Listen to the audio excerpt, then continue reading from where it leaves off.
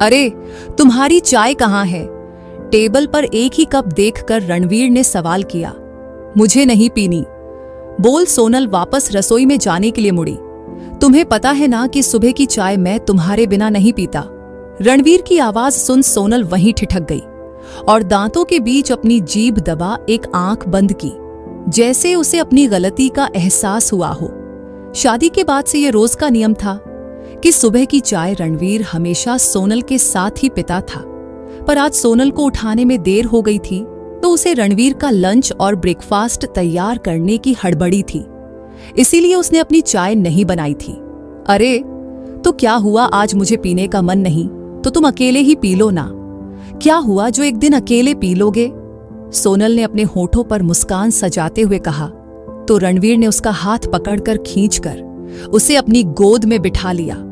आओ आज मेरे साथ इसी कप में पियो, मुस्कुराते हुए रणवीर ने कहा। बुढ़े हो गए हो, कुछ तो शर्म करो, बच्चे देखेंगे तो क्या कहेंगे। इस उम्र में भी तुम्हें आशिकी सूझ रही। 40 बरस की सोनल के गाल शर्म से गुलाबी हो गए थे। अरे तो क्या हुआ, अपनी बीवी से ही तो आशिकी कर रहा हूं। मुस्कुराते हुए रणवीर ने चाय का प्याला सोनल के होठों से लगा दिया। सोनल भी जानती थी कि रणवीर मानने वालों में से तो है नहीं, और जितनी देर वो यहां ना नुकुर में करेगी उतनी देर में तो जल्दी से एक छूट भरकर वो किचन में जा सकेगी। इसलिए उसने भी मुस्कुराते हुए एक सिप ले ली। क्या यार पापा, आप लोग भी कभी भी शुरू हो जाते हो, हमें भी मौका मिलेगा कभी आगे बढ़ने का, या हमेशा आप ही जवान रहोगे। अंदर से आंख मलता 19 वर्ष का रुद्र अपने पापा के बगल में बैठ गया और उनको हक कर अपना सर उनके कंधे पर टिका दिया। सोनल अब रणवीर की गोद से उतर मुस्कुराती हुई किचन में चली गई थी। क्या कहीं भी शुरू हो जाता हूं, अपनी बीवी को चाय ही तो पिला रहा था बरखुरदार। और हमारे छोटे साहबजादे कहाँ हैं? अभी तक उनकी सुबह नहीं हुई क्या? और तुम्हारा कॉलेज कैसा चल रहा? रणवीर ने रुद्र के पीठ थपथपाते हुए कहा। हाँ पापा, सो रहा आपका लाडला अभी तक। मेरा कॉलेज भी ठीक चल रहा है, अभी कुछ दिनों में फ्रेशर्स पार्टी होने वाली है। रुद्र ने अब अपना फोन उठा उस पर बिजी हो चुका था। अरे सुनो, जरा अपने लाडले को उठा दो ना, उसे स्कूल के लिए देर हो जाएगी।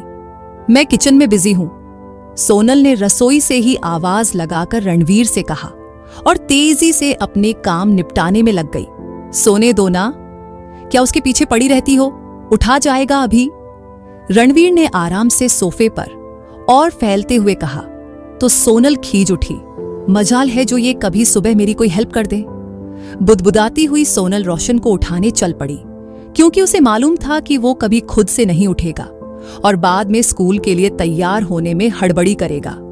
रोशन उठ जा, कितनी देर से उठा रही हूं, बाद में फिर दूध नहीं पीना तो जूते कहां बोलकर हंगामा करेगा। सोनल ने सोए हुए रोशन के ऊपर से चादर खींच दी। क्या यार मम्मा, सोने दो ना। अच्छा बस 5 मिनट में उठा जाऊंगा, बोलते हुए रोशन ने दोबारा चादर अपने ऊपर तान ली। देख रोशन, बाद में मुझे मत बोलना, अब मैं नहीं आ रही उठाने। सोनल वापस रसोई में आकर सबका लंच पैक करने लगी। इधर रणवीर भी नहाकर ऑफिस जाने के लिए रेडी हो चुका था। रोशन, क्या तुम तैयार हो? चलो स्कूल ड्रॉप कर दूं। रणवीर ने रोशन को आवाज लगाई। बस डैडू अभी आया, 2 मिनट प्लीज, रोशन ने अपने बाल सेट करते हुए कहा। पूरी दुनिया इधर की उधर हो जाए, पर साहबजादे के बाल तो सेट होने ही चाहिए। मजाल है जो बिना जेल लगाए और सेट किए घर से बाहर निकल जाए। अभी से ये हाल है तो पता नहीं आगे क्या होगा। संभाल लो अपने लाडले को, कहीं बिगड़ने जाए। सोनल ने लंच बॉक्स पकड़ते रणवीर से कहा। रोशन, में बाहर कार में वेट कर रहा हूं, जल्दी आओ। रणवीर ने सोनल को हक किया और बाहर निकल गया।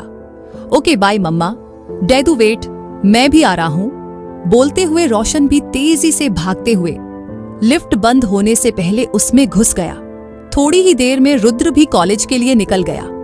सोनल ने अब एक नजर अपने बिखरे हुए घर पर डाली। सब बाप बेटे एक जैसे ही हैं, एक सामान अपनी जगह पर नहीं रख सकते। काश मेरी भी एक बेटी होती, वही मेरा दर्द समझती। सोनल को अक्सर एक बेटी की कमी महसूस होती और वो रोज ही ऐसे बड़बड़ाती और अपना घर समेटती जाती। थोड़ी ही देर में सोनल सब समेटकर नहा धोकर फ्रेश हो गई।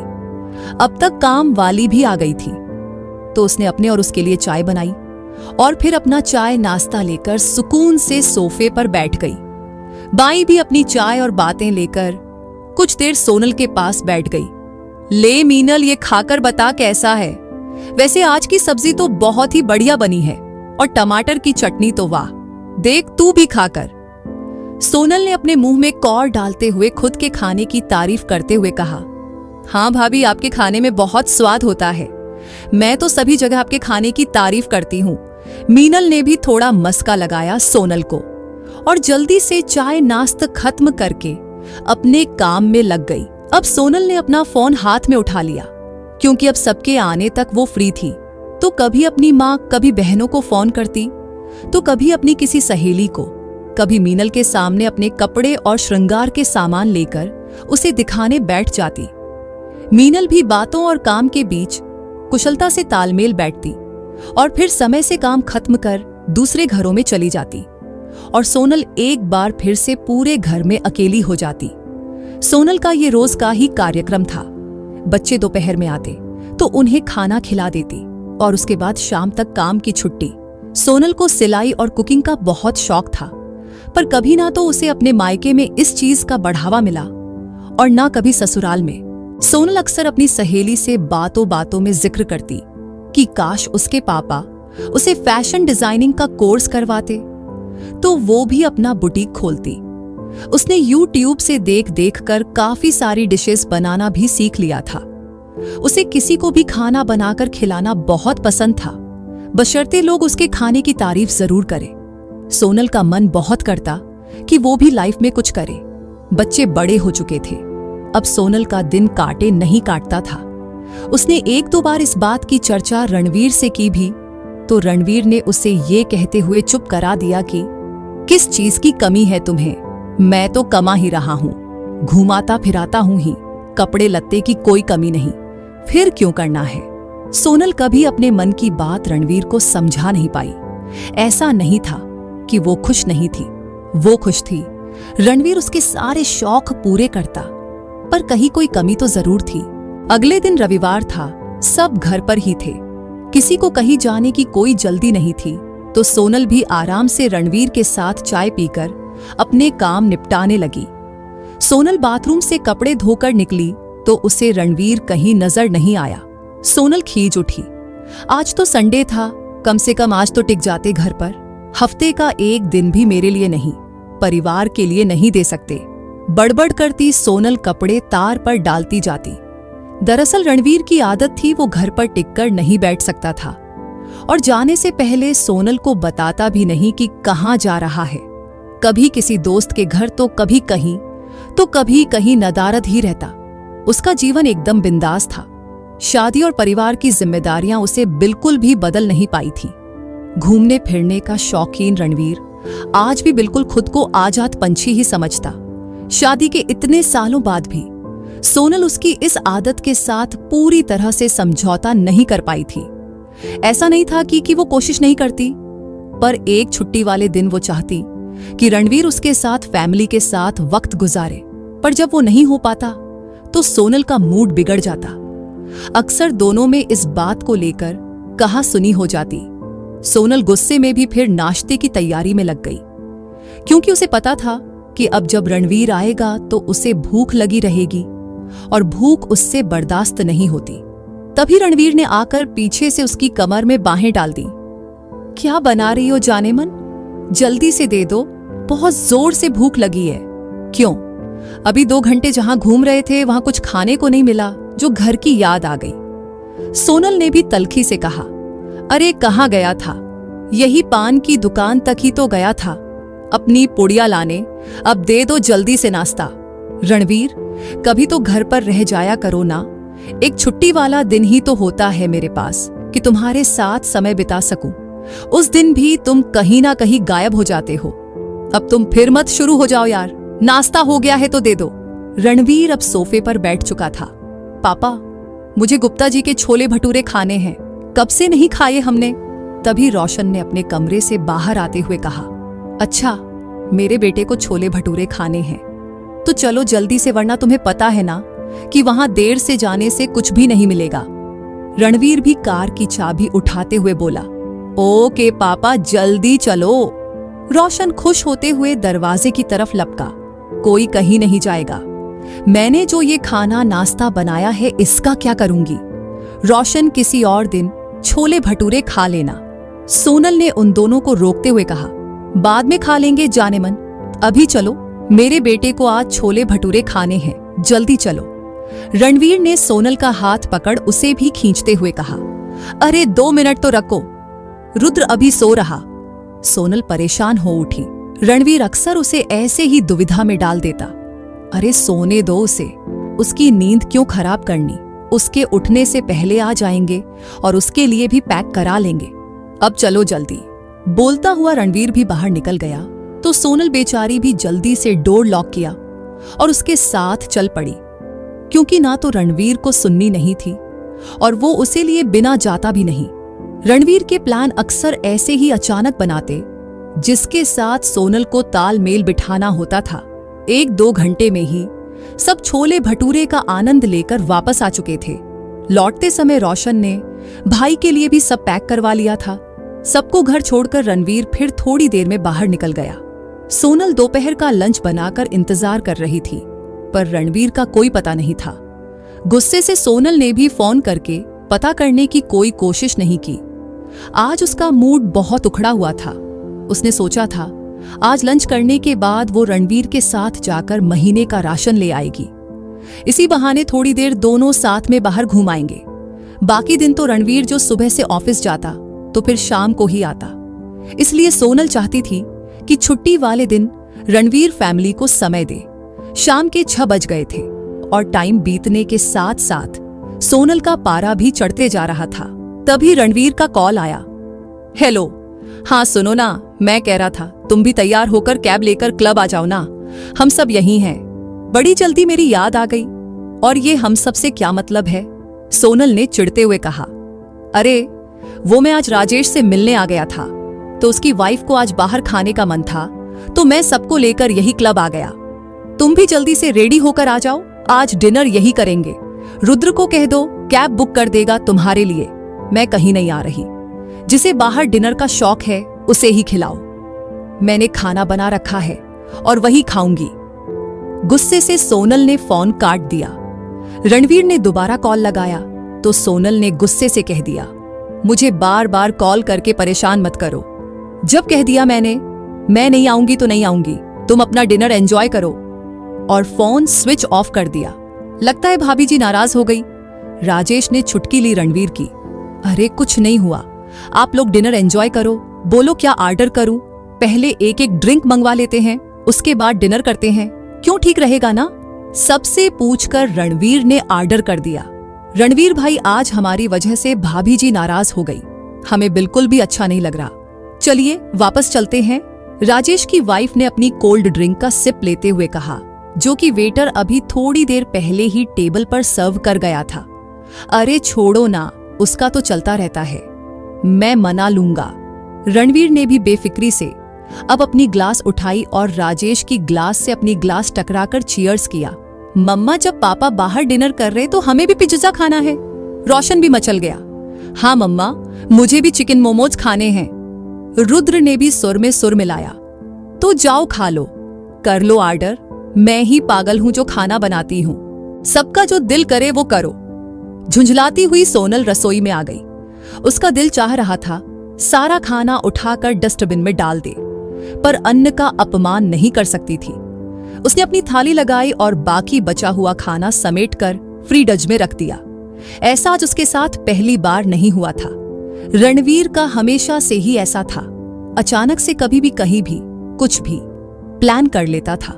देर रात रणवीर वापस लौटा तो सोनल चुपचाप दरवाजा खोल बिना कुछ बोले अपने कमरे में चली गई। रणवीर भी समझ रहा था कि माहौल अभी भी गर्म है। वो भी बिना कुछ बोले कपड़े बदलकर अपनी जगह लेट गया, पर उसे नींद नहीं आ रही थी। थोड़ी देर करवट बदलता रहा। नींद तो सोनल की आंखों में भी नहीं थी, पर वो फिर भी चुपचाप आंखें मूंदे पड़ी रही। आखिर जब रणवीर से नहीं रहा गया तो उसने सोनल की तरफ करवट लिया।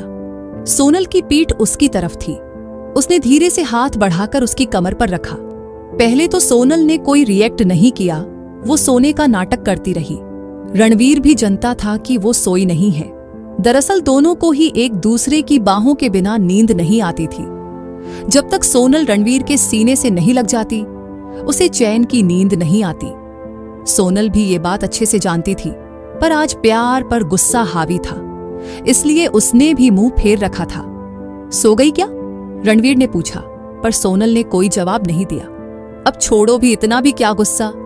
आओ ना इधर, तुम्हें मालूम है ना मुझे ऐसे नींद नहीं आती। रणवीर सोनल के पास खिसक आया, पर अब सोनल से बर्दाश्त नहीं हुआ। सुबह से मन में भरा गुस्सा आखिर फूट ही पड़ा।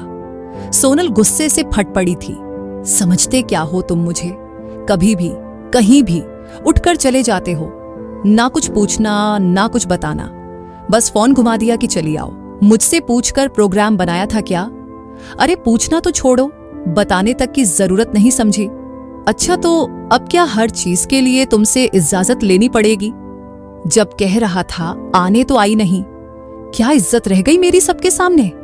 मेरी इज्जत की कोई परवाह है तुम्हें? रणवीर ने भी दांत पीसते हुए कहा। तुम्हारी इज्जत की परवाह नहीं की? कब नहीं की? जैसे कहते हो वैसे रहती हूं। जब जहां जैसे उठकर चलने बोल देते हो, बिना तुम्हें इंतजार करवाए साथ चल देती हूं। तुम्हारे और बच्चों के बीच में हमेशा तुम्हें आगे रखा, और बदले में क्या चाहती हूं? सिर्फ तुम्हारा थोड़ा सा वक्त। यही ना, सारे दिन खाना बनाकर तुम्हारा इंतजार करती रही। नहीं आ सकते थे तो क्या एक फोन भी नहीं कर सकते थे? बोल देते सोनल मुझे देर हो गई है, तुम खा लो। पर नहीं, तुम्हें क्या फर्क पड़ता है? सारी दुनियाओं की फिक्र है, पर बीवी भांड में जाए। बोलते बोलते सोनल की आवाज रुंध गई थी। खाना खाना खाना, अरे क्या खाना खाना लगा रखा है? कौन से ऐसे 56 भोग बनाकर रख लिए थे? कभी तो खाने से ऊपर उठकर सोचो। मैं तुम्हें दुनियाओं दिखाना चाहता हूं, और तुम्हें बस रसोई दिखाई देती है। इससे ऊपर कभी उठ ही नहीं सकती। यही फर्क होता है एक पढ़ी लिखी और बेवकूफ औरत में। बोलते बोलते आज रणवीर कुछ ज्यादा ही बोल गया था। शायद सोनल के कम पढ़े लिखे होने की बरसों की दबी टीस आज निकल गई थी। आज इसी बात का ताना उसे मारा गया था, जो सोनल को कहीं बहुत गहरे चुभ गई थी। ये बात बोलने का तुम्हें कोई अधिकार नहीं। तुम आए थे मेरे दरवाजे पर, तुम शादी के लिए पगला रहे थे। उसी वक्त अपनी पढ़ाई लिखाई के विषय में सब कुछ बता दिया था मैंने। बोलो, बताया था या नहीं? तब तो तुम्हें कोई आपत्ति नहीं थी।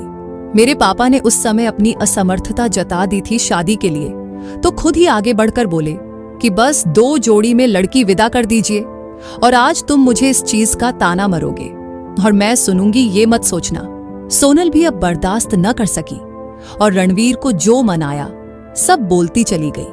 आज रात दोनों में से कोई भी पीछे हटने को तैयार नहीं था। सुबह उठकर न सोनल ने चाय बनाई और ना ही नाश्ते की तैयारी की, और रणवीर ने भी कुछ नहीं कहा। थोड़ी देर इंतजार करने के बाद उठकर ऑफिस चला गया। 2-3 दिन इसी तरह शीत युद्ध जारी रहा। बाद में रणवीर एक दिन सोनल को साथ लेकर बाहर गया और उसे थोड़ी बहुत शॉपिंग कराकर उसका मूड ठीक करने की कोशिश की।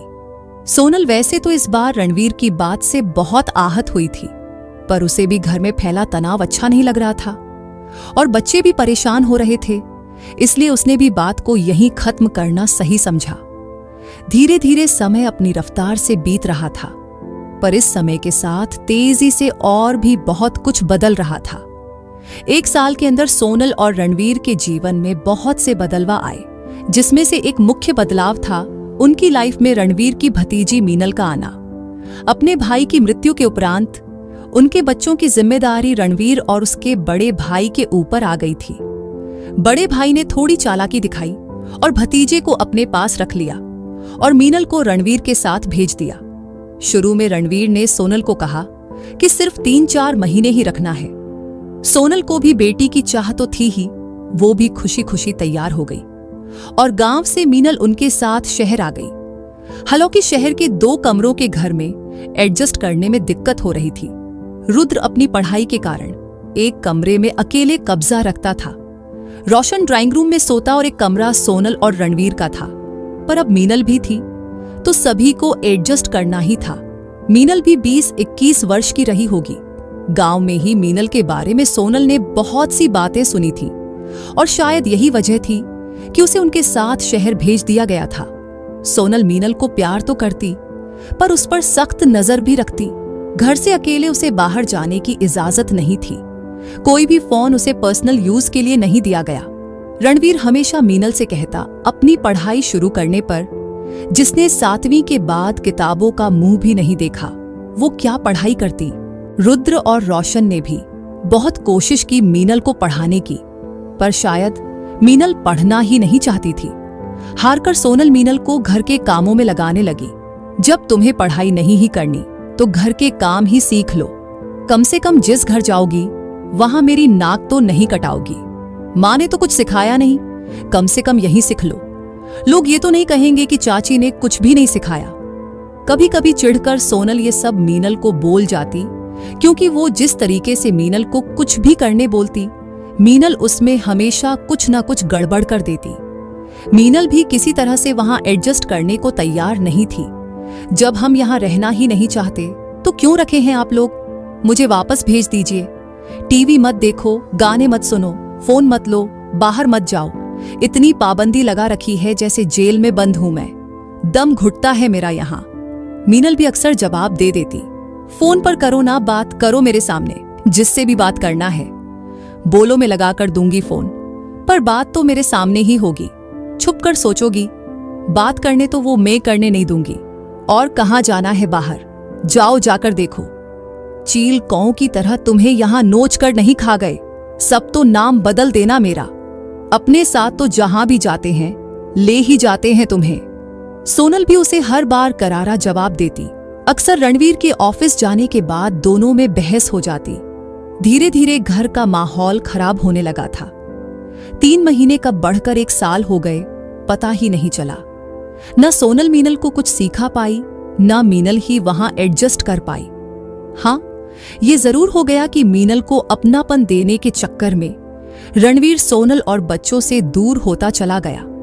सोनल और रणवीर के बीच लड़ाइयां बढ़ती चली गईं और इसका मुख्य कारण अक्सर मीनल ही होती। मीनल भी दोनों के बीच गलतफहमी पैदा करने का कोई मौका हाथ से जाने नहीं देती थी। रुद्र और रोशन भी इन सब से परेशान होते, खुद में ही सिमटने लगे थे। जरूरत पर सोनल के पक्ष में दोनों खड़े हो जाते, क्योंकि रणवीर तो ऑफिस में होता, पीठ पीछे क्या हुआ उसे पता नहीं चलता था। पर रोशन और रुद्र काफी बातें देखते और समझ रहे थे। रणवीर के मन में ये बात घर करने लगी थी कि सोनल उसे अच्छे से नहीं रखती है, उसके साथ सौतेला व्यवहार करती है। अक्सर वो मीनल से अकेले में बात करता, जिससे मीनल को ये समझ आने लगा था कि रणवीर को सोनल पर विश्वास नहीं। वही सोनल का तर्क था कि जब आज तक वो अपने बच्चों को मारती या डांटती तब तो उस पर कोई प्रश्न नहीं उठाया जाता था, तो अब क्यों जरा सा भी मीनल को कुछ कह देने भर से सवाल उठ रहे। क्यों नहीं अब रणवीर को सोनल पर भरोसा हो रहा। इस 1 साल में रणवीर और सोनल के साथ साथ बच्चों से भी दूर होते जा रहा था। रणवीर के मन में क्या चल रहा था किसी के समझ में नहीं आ रहा था। वो हमेशा मीनल को कहता, किसी तरह से फिर से पढ़ाई शुरू करो तो 10th में एडमिशन करवा दूंगा। तुम्हें इंजीनियरिंग करना है, नहीं कुछ होगा तो डोनेशन देकर दाखिला करवा दूंगा। सोनल और बच्चे रणवीर की इस बात से चिढ़ते कि वो हकीकत क्यों नहीं मानता। जो बच्ची 8वीं भी नहीं पढ़ी है और ना ही अब उसे पढ़ने की कोई इच्छा ही है। लाख कोशिशों के बाद भी वो कुछ सीखने को तैयार नहीं। आप उससे इंजीनियरिंग कैसे पढ़ाने की बात करते हो। खासकर रुद्र इस बात से बहुत चिढ़ता, क्योंकि जब उसने विदेश जाकर पढ़ाई करने की इच्छा व्यक्त की थी तो रणवीर ने उसे पैसों का हवाला देकर मना कर दिया था। बहुत दिनों बाद एक शाम रणवीर बहुत खुश होते हुए घर आया। सोनल, आज बहुत खुश हूं मैं। आज मैंने एक घर पसंद किया है, बहुत सुंदर है। चलो तैयार हो जाओ, तुम्हें भी दिखता हूं। चलो रुद्र और रोशन, चलो पापा आज एक घर पसंद करके आए हैं। चलो तुम दोनों भी जल्दी से तैयार हो जाओ, हम लोग भी देखकर आएंगे। सोनल ने बच्चों से कहा, नहीं मम्मा, हम लोग फिर किसी दिन चले जाएंगे। आज आप और पापा जाओ। बहुत दिनों बाद आज पापा अच्छे मूड में हैं। चलो फटाफट से तैयार हो जाओ। रुद्र ने पीछे से सोनल के गले में बाहें डालते हुए उसके गालों पर किस करते हुए कहा, अरे तो क्या हुआ, चलो ना, सब साथ चलते हैं, सोनल ने प्यार से उसके बालों को सहलाते हुए कहा। नहीं मम्मा, मुझे मालूम है अगर हम जाएंगे तो पापा मीनल दीदी को भी चलने कहेंगे, और मैं जानता हूं कि वो अगर होंगी तो आप दोनों के बीच फिर किसी बात से झगड़ा होना निश्चित है। तो इससे बेहतर है कि हम तीनों घर पर रहें और आप और पापा क्वालिटी टाइम बिताओ साथ में। रुद्र के मुंह से इतनी समझदारी की बातें सुनकर सोनल थोड़ी भवुक होने लगी, तो रुद्र ने उसे छेड़ते हुए कहा, जाओ यार, जल्दी जाओ, डेट सेट करो दोनों, और हाँ, बुद्धि हमारे लिए भी कुछ खाने का लेते आना। तो सोनल ने भी हंसते हुए उसके कान मरोड़ दिए। बुट्टी होगी तेरी माँ, कहकर सोनल हंसती हुई तैयार होने चली गई। घर वाकई में बहुत बड़ा और सुंदर था। शहरों में जल्दी इतने खुले घर कहाँ मिलते हैं। देखो, ये है बालकनी, यहाँ हम लोग सुबह की चाय पियेंगे। रणवीर सोनल का हाथ पकड़कर बालकनी में ले आया। इतनी बड़ी बालकनी, यहाँ तो मैं अपने चिप्स और पापड़ भी सूखा लूंगी। सोनल ने आश्चर्य से आंखें बड़ी बड़ी कर के कहा, हाँ हाँ बड़ी, पापड़ क्या तुम मुझे भी सुखा लेना। रणवीर ने उसे छेड़ते हुए कहा, तो सोनल ने उसकी बाह पर एक मुक्का जड़ दिया। ये देखो, ये हमारे दोनों साहबजादों का कमरा। रणवीर धीरे धीरे सोनल को पूरा घर दिखा रहा था, और सोनल बस उसका हाथ थामे भविष्य के सुंदर सपने संजोती जा रही थी। ये हमारी मास्टर शेफ की कर्म भूमि, जहां से हमें रोज बेहतरीन पकवान खाने को मिलेंगे। मॉड्यूलर किचन देखकर सोनल खुशी से झूम उठी। ये तो बिल्कुल सपनों जैसा है, सोनल ने खुशी से चहकते हुए कहा। अब इधर आ जाइए मोहतरमा, ये देखिए, ये है हमारा ख्वाबगाह। रणवीर ने मास्टर बेडरूम दिखाते हुए पीछे से सोनल की कमर में अपनी बाहें डाल दी और अपनी ठुड्डी उसके कंधे पर रखते हुए कहा। सोनल तो आज हवा में थी, ना जाने उसकी आंखों ने कितने ख्वाब पल भर में सजा लिए थे। उसका चेहरा आज उसके दिल की खुशी को बयां कर रहा था। सोनल को घर बहुत पसंद आया था। लौटते समय दोनों ने साथ ही डिनर किया और बच्चों के लिए भी पैक करवा लिया। आज बहुत दिनों बाद सोनल रणवीर के साथ समय बिताकर बहुत खुश थी। लौटते समय कार में मधुर संगीत बज रहा था। दोनों उसके सुर में सुर मिलाते एक दूसरे का साथ एंजॉय कर रहे थे। दोनों की खुशी आज उनकी एक एक अंग से झलक रही थी। घर कैसा लगा जान? रात रणवीर ने सोनल को बाहों में लेते हुए पूछा।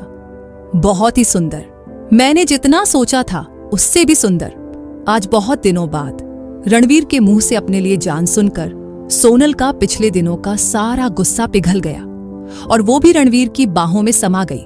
पर जी, घर तो बहुत बड़ा है, ये तो बहुत महंगा होगा। कितने का है ये घर? रणवीर के सीने से लगे लगे ही सोनल ने अपना सिर ऊपर उठा उसके चेहरे को देखते हुए पूछा। तुम आम खाओ ना, गुठलियां क्यों गिन रही? रणवीर ने उसके बालों में उंगलियां फिराते हुए कहा। फिर भी प्लीज बताओ ना, कितने का है घर? सोनल ने थोड़ा ठुनकते हुए पूछा। 2 करोड़। दाम सुनते ही सोनल उछालकर बेड पर बैठ गई। 2 करोड़? कहां से आएंगे 2 करोड़? सोनल आश्चर्य से फटी फटी आंखों से रणवीर का चेहरा देखे जा रही थी। सब मैनेज हो जाएगा, मैंने सब सोच लिए है। कुछ लोन ले लेंगे, कुछ भैया को बोल अपने हिस्से की जमीन बेचकर वहां से पैसे मंगवा लेंगे, और कुछ तो। रणवीर दोबारा सोनल को अपनी बाहों में खींचते हुए अपनी सारी प्लानिंग उसे समझाने लगा, और सोनल सांसें रोके बस सुनती रही। पर घर का दाम सुनकर सोनल के माथे पर चिंता की लकीरें उभर आई थी। उसे मालूम था कि अब अगर रणवीर ने सोच लिया है इस घर को लेने का, तो वो पीछे नहीं हटेगा। घर का दाम सुनकर सोनल बहुत परेशान हो गई। उसने रणवीर को आगाह करते हुए कहा, सुनो, रकम कोई बहुत छोटी नहीं है, पहले इंतजाम कर लो तभी कदम आगे बढ़ना। तुम फिक्र मत करो, ये सब देखना मेरा काम है, सब हो जाएगा। रणवीर ने सोनल को निश्चिंत कर दिया। घर के ऑनर को थोड़ी जल्दी थी घर बेचने की, इसलिए घर हाथ से निकल ना जाए, इसलिए रणवीर ने कुछ एडवांस पेमेंट कर दिया था। मिसेस मित्तल, लैंडलॉर्ड, जो कि एक उम्रदराज औरत थी, उन्होंने रणवीर से पहले ही कह दिया था कि उन्हें थोड़ी जल्दी है, इसलिए बाकी की पेमेंट भी जल्दी ही कर दे। उन्होंने रणवीर को 3 महीने की मोहलत दी। रणवीर ने भी बैंक में लोन के लिए अप्लाई कर दिया और साथ ही अपने बड़े भाई को भी अपने हिस्से की जमीन बेचने के लिए बोल दिया। इधर घर में कलह मीनल के कारण बढ़ता ही जा रहा था। पहले तो सोनल ने बहुत कोशिश की मीनल को सब सिखाने की, पर जब उसका रवैया देखा तो उसने भी अब उसे कुछ ना कहने की ठान ली थी। बच्चे भी जब मीनल को उनकी मां के साथ अच्छा व्यवहार करते नहीं देखते तो उन्होंने भी उससे बात करना बंद कर दिया। अब हालात ये थे कि बस जरूरत भर की ही बात होती उन सबके बीच। रणवीर इस बात के लिए भी सोनल को ही जिम्मेदार ठहरता कि वो और बच्चे मिलकर एक तरफ हो जाते हैं और मीनल को अकेला कर देते हैं, जबकि मीनल भी बहुत चालाकी से जब तक रणवीर घर में नहीं होता चुपचाप बैठी रहती और उसके घर आते ही सोनल के पास पहुंच जाती। छोटी मम्मी लाइए, हम आपकी कुछ मदद करवा दें। इस बात से सोनल सुलग उठती। जब दिन भर आराम से बैठी थी और मैंने सारा काम कर लिया तो अभी क्या अपने छोटे पापा को दिखाने के लिए मदद करने आई हो? चुपचाप जाकर बैठो। नहीं चाहिए तुम्हारी कोई मदद। जब तुम नहीं थी तो भी मैं ही करती थी ना, तो तुम्हारा होना या नहीं होना मेरे लिए कोई मायने नहीं रखता। सोनल अपना गुस्सा कंट्रोल नहीं कर पाती और उसकी तेज आवाज सुनकर रणवीर उसे ही गलत समझ लेता और मीनल अपना बेचारा से मुंह लेकर रणवीर के सामने जाकर बैठ जाती और फिर एक बार दोनों के बीच युद्ध छिड़ जाता। इधर जैसे ही रणवीर ने लोन के लिए अप्लाई किया, सारे देश में कोरोना जैसी महामारी फैल गई और लोगों की सुरक्षा के लिए सारे देश में संपूर्ण लॉकडाउन घोषित हो गया। हालांकि बैंक अभी भी खुले थे, पर फिर शुरुआत में रणवीर ने भी उतना ध्यान नहीं दिया लोन की प्रोसेस आगे बढ़ाने में, क्योंकि उसने सोचा कि अभी तो रजिस्ट्री हो नहीं पाएगी, क्योंकि मिसेस मित्तल जो कि किसी और शहर में रहती थी वो लॉकडाउन की वजह से आ नहीं पाएंगी। और जब ध्यान देना शुरू किया तो कोई ना कोई समस्या आती जाती। कोरोना और लॉकडाउन की वजह से उधर बड़े भाई साहब को भी जमीन बचने में परेशानी आ रही थी। कोई भी अभी अपने सेविंग के पैसे जमीन में नहीं इन्वेस्ट करना चाह रहा था। लॉकडाउन की वजह से सभी की आर्थिक व्यवस्था गड़बड़ा रही थी। 3 महीने पूरे होते होते मिसेस मित्तल ने दबाव बढ़ाना शुरू कर दिया था। उनकी अपनी विवशता थी, वो घर जितनी जल्दी हो सके बेचना चाहती थी। इधर जिस बैंक से रणवीर लोन लेना चाहता था वहां कुछ पेपर की कमी के कारण लोन पास होने में दिक्कत आ रही थी। बाकी दूसरे बैंक में उसे कम लिमिट की लोन मिलती, पर उससे रणवीर का काम नहीं चलता, इसलिए हर हाल में वो इसी बैंक से लोन चाहता था।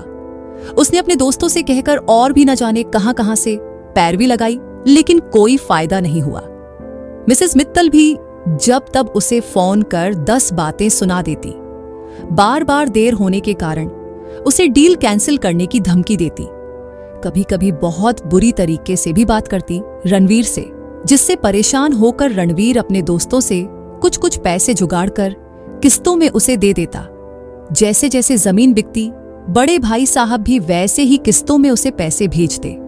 थोड़े थोड़े करके उसने मिसेस मित्तल को आधे से ज्यादा रकम दे दी थी। अब रणवीर इस डील से पीछे भी नहीं हट सकता था। एक दूसरा डर रणवीर और सोनल के मन में ये भी बैठ गया कि कहीं मिसेस मित्तल उम्र दराज तो हैं ही, कहीं किसी कारण से अगर उन्हें कुछ हो गया तो उनके लागे सारे पैसे डूब जाएंगे, क्योंकि अभी कोई लिखा पढ़ी नहीं हुई थी। घर की कलह, ऑफिस की टेंशन, मिसेस मित्तल के कड़वे बोल और पैसों का इंतजाम न हो पाने की वजह से रणवीर बहुत परेशान रहने लगा था, जिसके कारण उसका अपने पुराने दोस्तों के साथ भी उठना बैठना कम हो गया था। अब वो अक्सर अपने दोस्त राजेश के पास ही चला जाता। अक्सर अब वो ऑफिस से सीधे राजेश के ही घर चला जाता। ऐसा लगता जैसे वो सबसे दूर भागना चाहता हो। सोनल को शुरू से ही राजेश की वाइफ अच्छी नहीं लगी थी। उसके बात व्यवहार से सोनल बहुत चिढ़ती थी। अब अक्सर छुट्टी वाले दिन कभी राजेश अपने काम से तो कभी यूं ही रणवीर को बुला लेता और रणवीर दिन भर गायब रहता। इसके कारण सोनल और चिड़चिड़ी होती जा रही थी। अब दोनों की लड़ाई का कारण मीनल के साथ साथ राजेश और उसकी वाइफ भी होते। रणवीर, तुम समझ नहीं रहे हो, वो लोग तुम्हें बस इस्तेमाल कर रहे हैं। उन्हें जब भी ड्राइवर की जरूरत होती है तुम्हें याद करते हैं और तुम भी आज्ञाकारी जिन की तरह तुरंत उनकी मदद के लिए प्रकट हो जाते हो।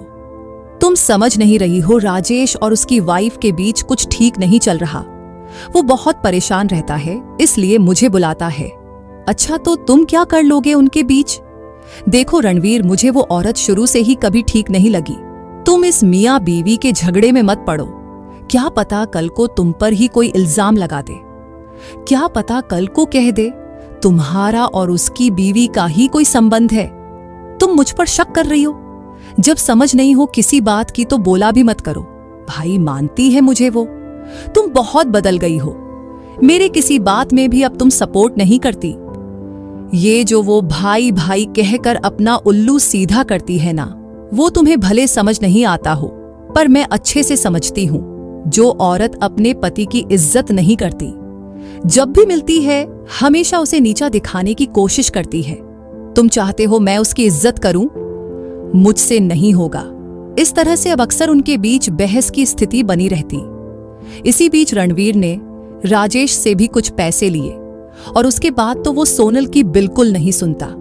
एक दिन तो बात इतनी बढ़ गई कि उसने यहां तक सोनल को कह दिया, 5 पैसे की औकात नहीं है तुम्हारी। इतनी ही दिक्कत है तो निकालो पैसे।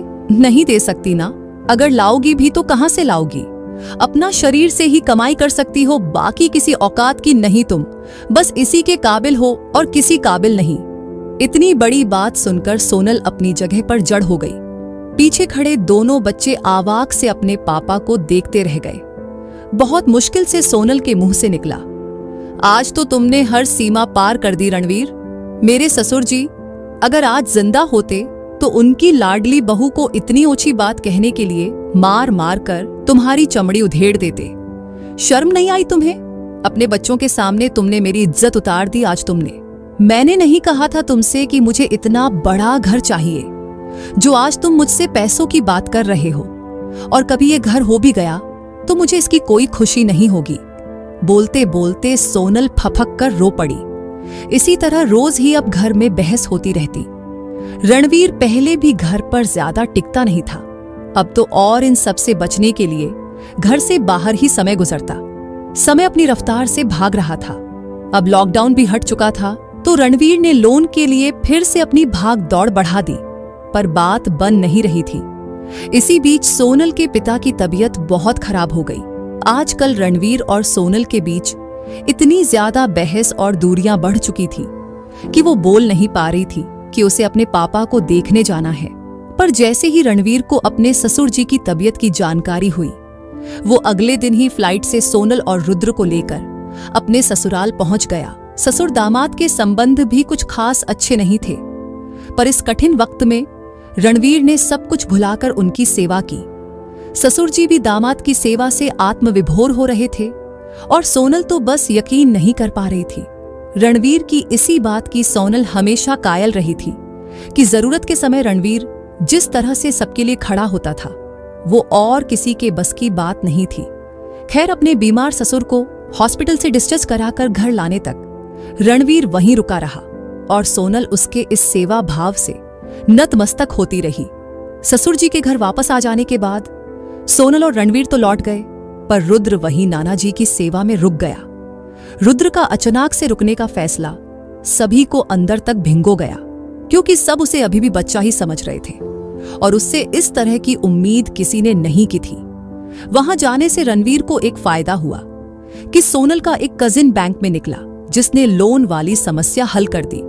उसी ने सारे पेपर्स रेडी करवाकर अपने बैंक से जितना मैक्सिमम लोन दिलवा सकता था दिलवा दिया। आनन फानन में लोन का काम, घर की रजिस्ट्री और बाकी सारे काम हुए। इस बारे में सोनल और रणवीर ने ना अपने घर और ना ही अपने पुराने दोस्तों को कोई भी खबर लगने दी, क्योंकि उन्हें लग रहा था कि कहीं ना कहीं सबकी बुरी नजर के कारण उनका काम अटका हुआ है। इस पूरे प्रकरण में 1 साल और गुजर चुका था। इस 1-1.5 साल में रणवीर अपने घर और बच्चों से काफी दूर दूर ही रहता। यहां तक कि अपने सबसे पुराने मित्र दीपक से भी उसने दूरी बना ली थी। अब उसका उठना बैठना सिर्फ राजेश और उसकी वाइफ के साथ होता या फिर किसी और के साथ। दीपक अगर कभी फोन भी करता तो बस उसकी 2.4 मिनट ही बात होती। पहले जहां रणवीर और दीपक की खुलकर बात होती थी और दोनों के बीच कोई राज नहीं रहता था, वहीं अब रणवीर काफी बातें दीपक से छुपाने भी लगा था। दीपक और उसका परिवार भी रणवीर में आए इस बदलाव को महसूस कर रहा था, पर कभी कुछ कहने की कोशिश नहीं की। हाँ, जब दूरी ज्यादा महसूस होने लगी तो उन लोगों ने भी खुद को ही समेट लिया। इधर फिर से कोरोना ने भयावह रूप लेकर पूरे देश में फिर से अपने पांव पसार दिए थे। हर तरफ बस मौत का तांडव दिखाई दे रहा था। न्यूज़ सुनकर लोगों के मन की दहशत और बढ़ती जा रही थी। अभी तक सरकार की तरफ से किसी भी तरह के लॉकडाउन की घोषणा नहीं हुई थी, पर इतनी मौतें देखकर लोग खुद ही घरों में दुबक गए थे। हर तरफ बस मातम पसरा हुआ था और डरे सहमे लोग बस यही दुआ कर रहे थे कि उनके अपने सुरक्षित रहें। इसी बीच रणवीर ने गृह प्रवेश का कार्यक्रम रखा, जिसमें उसने कुछ गिने चुने लोगों को निमंत्रण दिया। दीपक से भी आने के लिए कहा। हालांकि इस बार का ये निमंत्रण उन्हें बस एक फॉर्मेलिटी जैसा ही महसूस हुआ था। पहले जो अपनापन लगता था वो कहीं गायब सा ही हो गया था।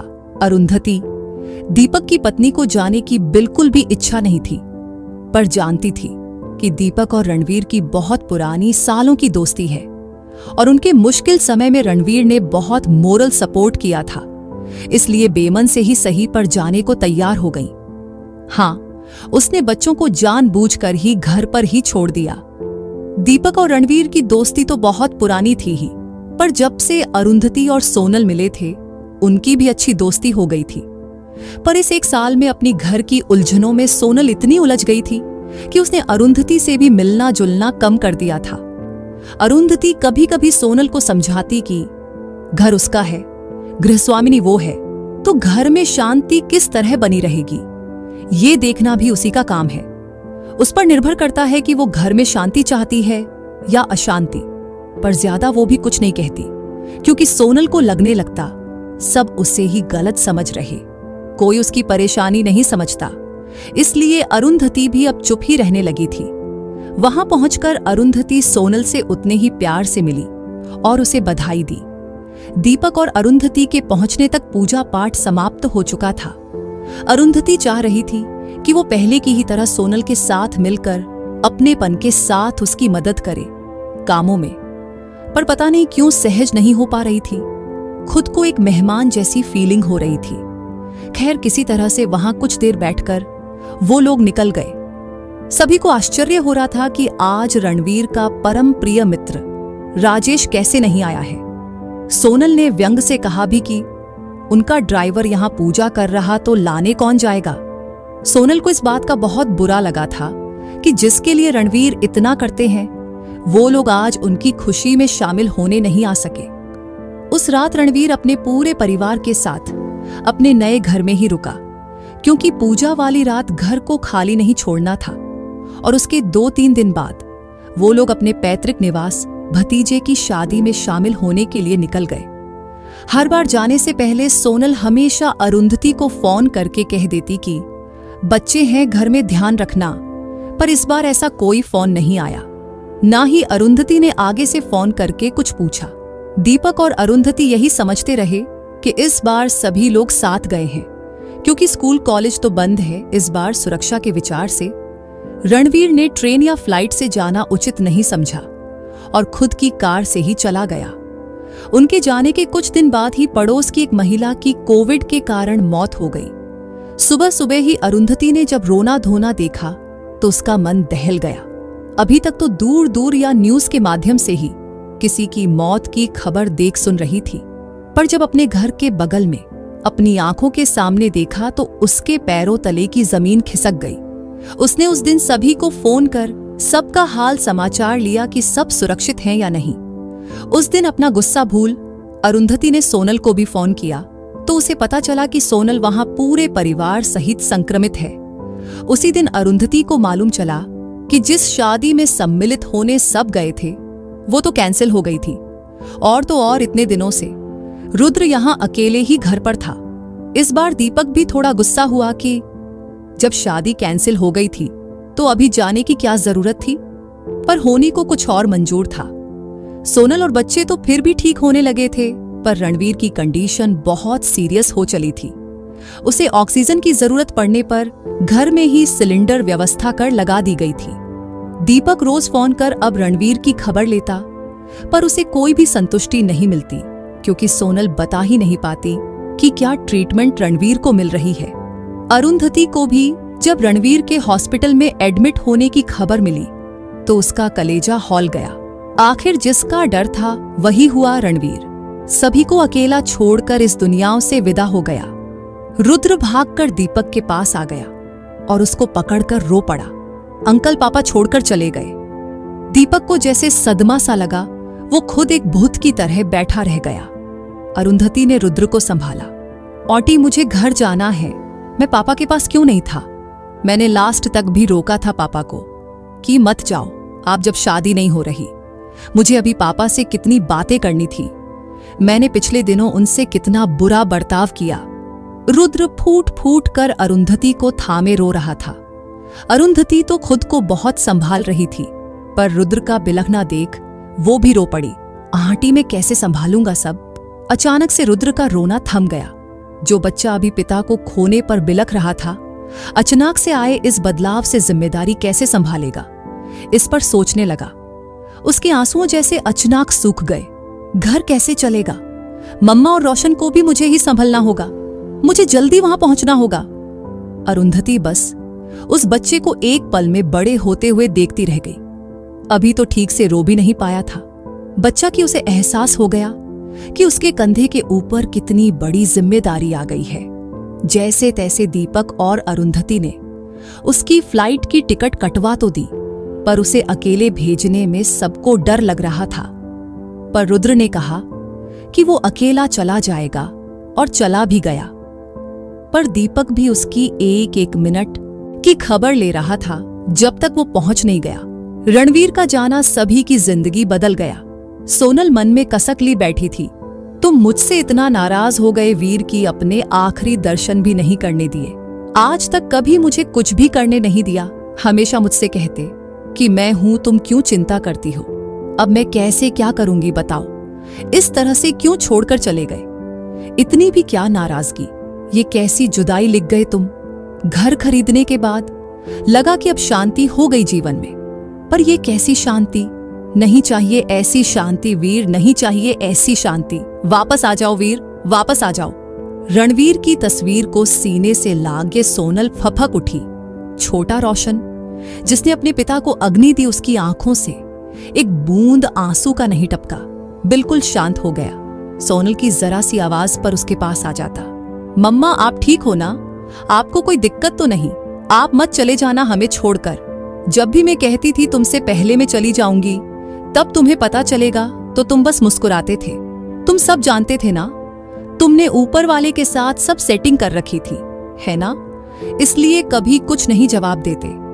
इन 1-1.5 सालों में क्या तुम इसलिए मुझसे दूर होते जा रहे थे? क्यों? तुम्हें भान हो चुका था? मुझे अकेला रहना सिखा रहे थे? बोलो ना वीर, बोलो ना। सोनल घंटों रणवीर की तस्वीर के साथ रोती बिलखती रहती।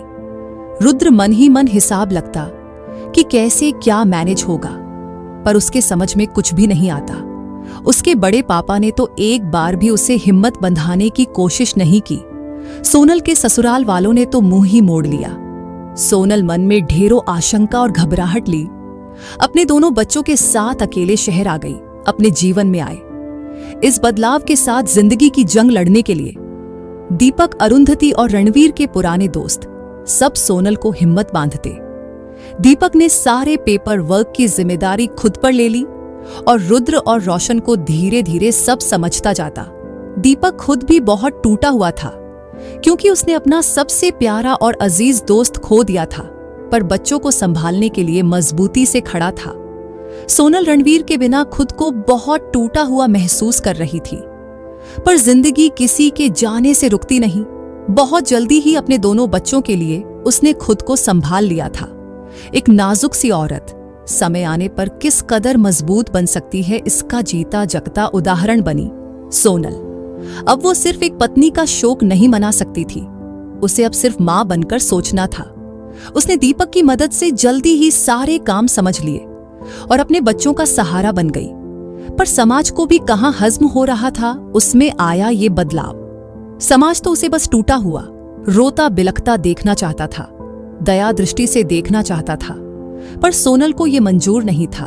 वो किसी की भी दया की पात्र नहीं बनना चाहती थी, इसलिए उसने अपने जीवन में आए इस बदलाव को जल्दी ही स्वीकार कर लिया और अब समाज को भी उसका ये बदलाव स्वीकारना ही होगा कि वो कोई अबला नारी नहीं, बल्कि एक सशक्त मां की भूमिका में है, जो अपने बच्चों के भविष्य के लिए अपने दुखों को भूल खुद को एक मजबूत चट्टान बना सकती है।